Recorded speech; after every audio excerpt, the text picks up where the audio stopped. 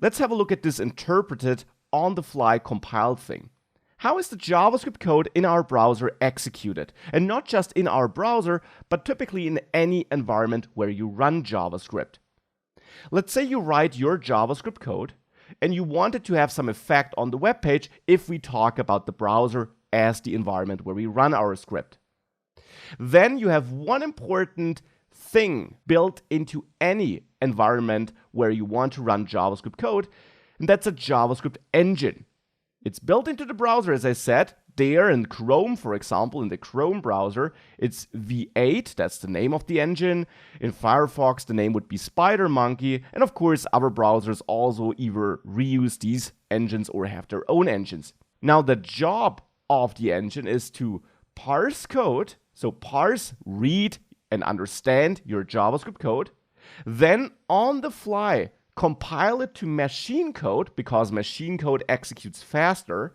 So it reads your code, but it does not necessarily execute it like that, but instead it now takes that code and compiles it to code, which is faster to execute by the machine, and then it executes that machine code. This all happens in the browser with the help of the JavaScript engine. And then when that code is executed, we have that effect on our web page. Now, important, modern engines have a lot of optimizations there. They might start executing your uncompiled code and then compile the code whilst they're also already executing it to get started executing faster and then switch to the compiled code dynamically and so on. So we have a lot of optimizations going on here, and we will dig a bit deeper into what the JavaScript engine is exactly in a separate module in the course. For now, this is all we need to know. The browser has a built-in tool that takes our code, compiles it, optimizes it, and executes it. And also a bit more technical side note, all of that happens on a single thread. Now, this is very technical, but you might know that in a computer, you have certain tasks that are executed.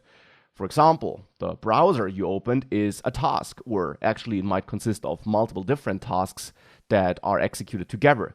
The JavaScript code is also yet another task which your operating system in the end has to take care of. And this runs on a single thread. Of course, we have multi-threading on modern machines so that they can do multiple tasks at the same time, but the JavaScript code execution runs on one single thread there.